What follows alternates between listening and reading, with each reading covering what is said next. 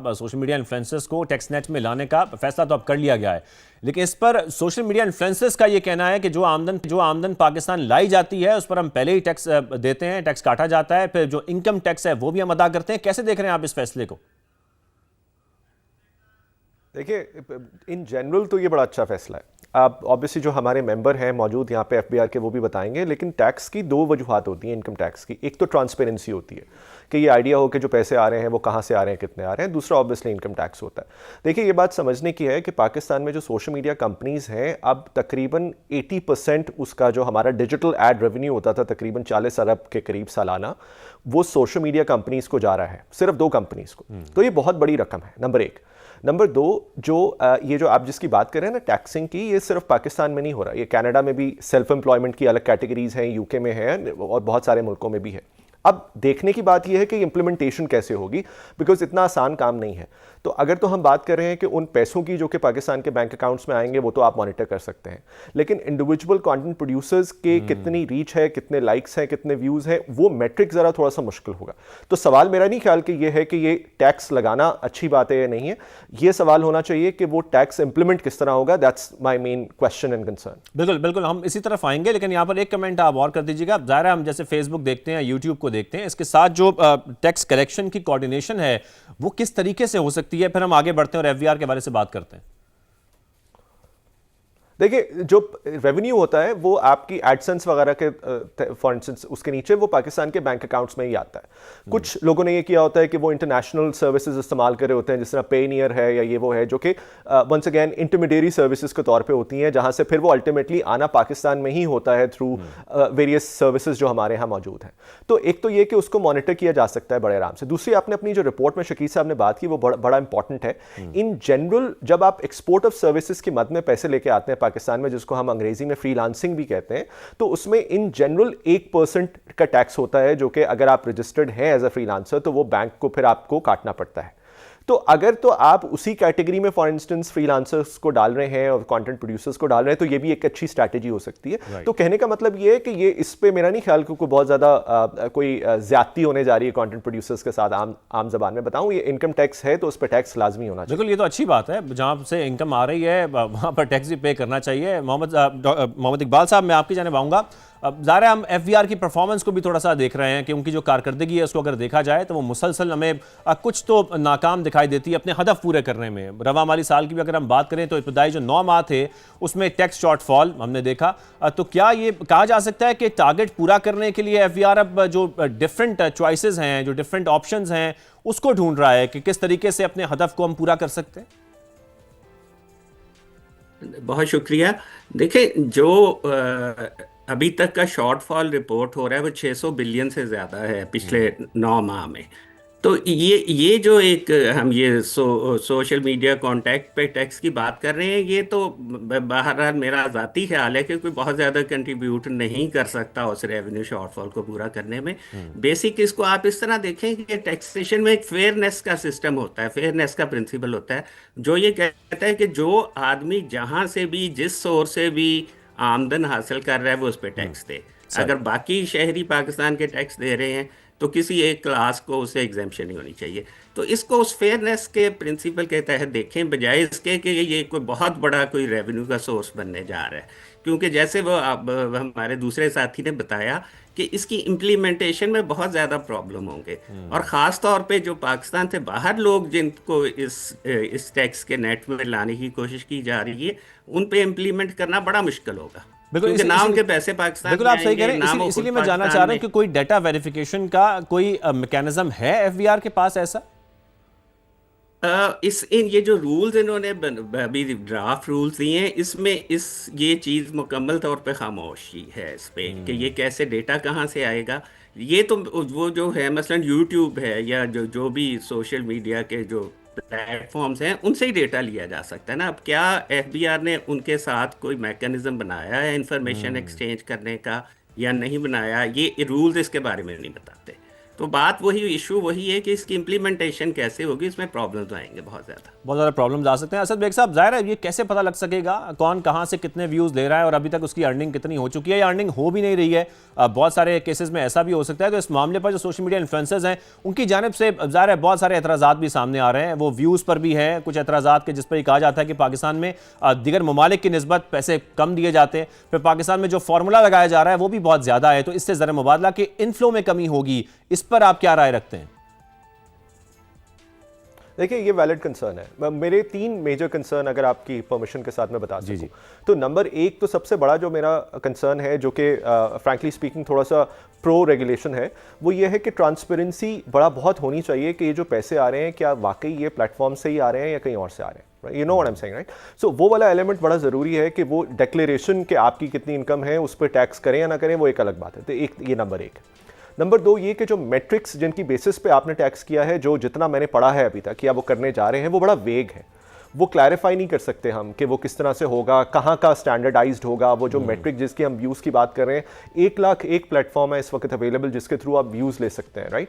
तो वो कहाँ के माने जाएंगे, जिस तरह अभी सर ने बताया कि वो क्या स्टैंडर्डाइज्ड होंगे नहीं होंगे, कौन सा। तो एक तो ये बहुत बड़ा क्वेश्चन मार्क है। और जो तीसरा और चौथी मेरी पॉइंट है वो, अगर वेरी क्विकली, तीसरा पॉइंट ये है कि जी अगर तो ये फेयरली सब पे इंप्लीमेंट होता है तो फिर सही है, लेकिन अगर आप ये कहेंगे कि जो न्यूज़ के लोग कंटेंट बना रहे हैं उन पे ज़्यादा टैक्स होगा, जो एंटरटेनमेंट बना रहे हैं उन पे कम टैक्स होगा, या ये जो पिक एंड चूज़ वाला मामला है, मुझे लगता है ये बहुत प्रॉब्लमैटिक हो सकता है। और आखिरी बात वो ये कि जो एंट्री लेवल प्रोड्यूसर्स हैं, कंटेंट प्रोड्यूसर्स हैं, जो कॉस्ट टू एंट्री है, क्या वो तो नहीं बढ़ जाएगी इससे? अगर वो कॉस्ट ऑफ एंट्री बढ़ती है इससे, तो फिर मोस्ट डेफिनेटली जो इनफ्लो है पाकिस्तान में इस वक्त आ रहा है कंटेंट प्रोडक्शन से, वो कम हो जाएगा। और असद साहब, इस वक्त एफबीआर ये भी कह रहा है कि 30% जो उस प्रॉफिट में से आप अपने अखराजात के पैसे काट सकते हैं, तो फिर उसके बाद जो बाकी रिमेनिंग अमाउंट होगी उसके ऊपर आपको टैक्स देना होगा।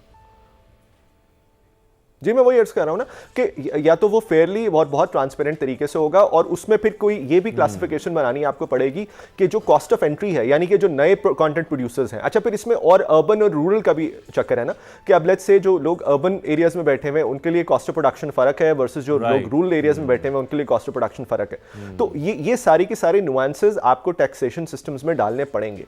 एक यूनिफॉर्म रेगुलेशन बना के उसको नहीं, उससे मेरा नहीं ख्याल कि उससे कोई फायदा होगा, उससे नुकसान ही होगा। बिल्कुल, ये पहले जांचना होगा कि कॉस्ट ऑफ प्रोडक्शन कहाँ पर कितनी आ रही है। ज़ाहिर है पिक एंड चूज तो नहीं हो सकता। डॉक्टर साहब, मैं आपकी जानिब आता हूँ, जैसा कि असद बेग साहब बात भी कर रहे हैं, इश्यूज बहुत सारे हैं। इसको रिजॉल्व करने के लिए एफबीआर अब तक कोई प्लानिंग कर रहा है कि सोशल मीडिया इन्फ्लुएंसर्स पर जो टैक्स है उसको किस तरीके से कैटेगराइज किया जा सकता है या उससे कितना रेवेन्यू जमा होगा? इस हवाले से एफबीआर ने अब तक कोई प्लानिंग किया है, कोई तजावीज़ इस वक्त लेने की कोशिश की जा रही है?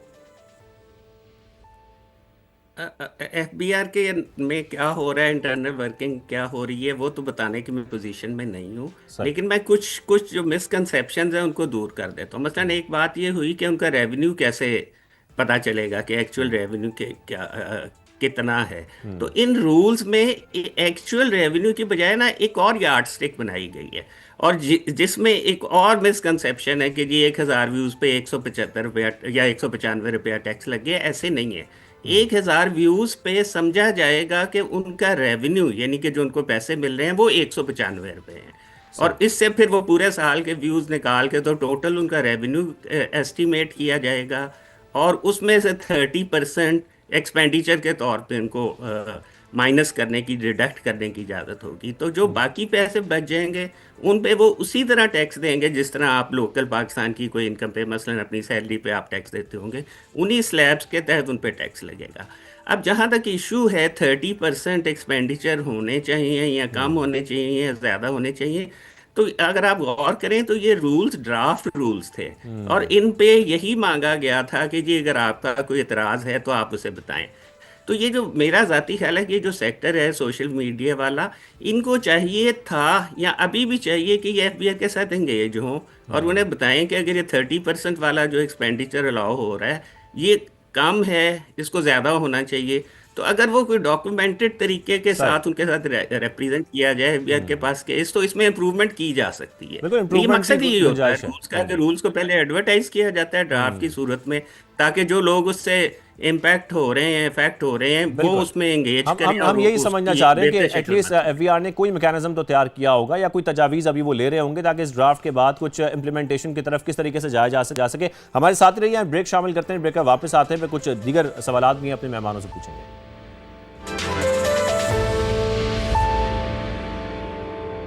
Welcome back. असद बेग साहब, मैं आपकी जानिब आऊँगा। आप मीडिया स्ट्रेटजिस्ट भी हैं, जर्नलिस्ट भी हैं। बहुत सारे ऐसे जर्नलिस्ट हैं जो बैरून मुल्क बैठे हैं, वहाँ पर व्लॉग्स करते हैं, व्यूअरशिप पाकिस्तान से लेते हैं, और बहुत सारे ऐसे नॉन रेजिडेंट्स भी हैं जो पाकिस्तान की व्यूअरशिप एंजॉय कर रहे हैं, उससे पैसा कमा भी रहे हैं। उनके ऊपर भी जब टैक्स लगाया जाएगा तो ये कैसे मुमकिन हो सकेगा? हम ज़रा इसको समझना चाह रहे हैं। देखिए, यही तो वो कॉम्प्लिकेशन है जिसकी हम बात कर रहे थे अभी। मेरे जो दूसरे कॉलीग थे वही बात कर रहे थे। अब डिफरेंट मॉडल्स हैं, different. India for instance 10% at source deduct कर लेता है जब इनकम आती है, राइट। कनाडा जो है वो ये ट्रीट करता है इस तरीके से कि जो कंटेंट क्रिएटर्स हैं वो सेल्फ एम्प्लॉयड है, यानी कि फ्रीलांसर्स हैं, उनकी एक अलग टैक्सेशन नेट है। हमारा जो पाकिस्तान का कानून है वो भी फ्रीलांसर्स को अलग तरीके से ट्रीट करता है, फॉर इंस्टेंस जब उनकी रेमिटेंसेज आती हैं बाहर से। तो यही वो सवाल है जिसको हम भी सोच रहे हैं कि वो किस तरह। एक इसमें ज़्यादा इंपॉर्टेंट जो वो मुझे कंसर्न है वो ये है कि देखिए जब हम टैक्स ऑडिट्स की तरफ जाते हैं तो टैक्स ऑडिट्स में कुछ स्टैंडर्डाइज डॉक्यूमेंट्स होते हैं जिनको हम एज सच ट्रीट करते हैं, मसलन बैंक स्टेटमेंट्स होती हैं, राइट। और इस किस्म की जो ट्रांजैक्शंस होती हैं इनके रिकॉर्ड्स होते हैं, तो वो एक स्टैंडर्डाइज तरीका होता है। यहाँ पे व्हेन वी से व्यूज़, तो वो कहाँ के व्यूज़ होंगे? ये वो अपने प्लेटफॉर्म के व्यूज़ होंगे, वो वेरीफाइबल होंगे, किस तरह से, कैसे होंगे? बिकॉज मेरा जो डैशबोर्ड है वो तो मुझे एक्सेसिबल है, राइट। मेरे जो कंटेंट की व्यूज़ हैं वो मुझे एक्सेसिबल हैं। तो वो ये सवाल ये है कि जब हम वो उन मैट्रिक की बात कर रहे हैं तो इस पे सवाल नहीं है कि वो मैट्रिक क्या होगा, इस पे सवाल ये है कि वो मैट्रिक कहाँ का होगा। फॉर इंस्टेंस एक एग्जांपल के तौर पे आपको बता रहा हूँ। फिर दूसरी बात जो आपने ये क्रॉस बॉर्डर वाली की है कि वो कंटेंट प्रोड्यूसर्स जो कि बाहर बैठे हैं और या वो कंटेंट प्रोड्यूसर, तो इस पे हमें ओवरडू नहीं करना चाहिए, ये मेरा मशवरा है। इस पे अगर हम ओवरडू करेंगे और इस पे हम ज़्यादा कंसर्न होंगे इस बात पे कि अच्छा वो टैक्स नेट्स में चीज़ों को लेके आए, तो उससे हमें बहुत ज़्यादा नुकसान होगा बजाय इसके कि फ़ायदा हो। एक आखिरी बात, आपने देखा होगा कि पिछले गवर्नमेंट के टेनोर में, और इस गवर्नमेंट ने भी उस पर एक्चुअली काफ़ी काम किया है, हमने फिल्म मेकिंग इक्विपमेंट पे टैक्स ड्यूटीज़ और इंपोर्ट ड्यूटीज़ कम कर दी थी, और मेरे ख्याल से ख़त्म कर दी थी या कम कर दी थी। अब उसका इन जनरल तो लोगों को ये लगता होगा कि अच्छा वो क्या इक्विपमेंट है, लेकिन उसका एक्चुअली हमें बहुत फ़ायदा हुआ है। I am a film maker as well, तो मुझे अंदाज़ा है उसका कितना फ़ायदा हुआ। तो अब ये थोड़ा सा देखना पड़ेगा कि वो जो हम अपने जल्दी वाले बेनिफिट्स में, जो इमीडिएट बेनिफिट्स के चक्कर में, क्या हम अपना लॉन्ग टर्म नुकसान तो नहीं करेंगे। बिल्कुल, लॉन्ग टर्म नुकसान नहीं होना चाहिए।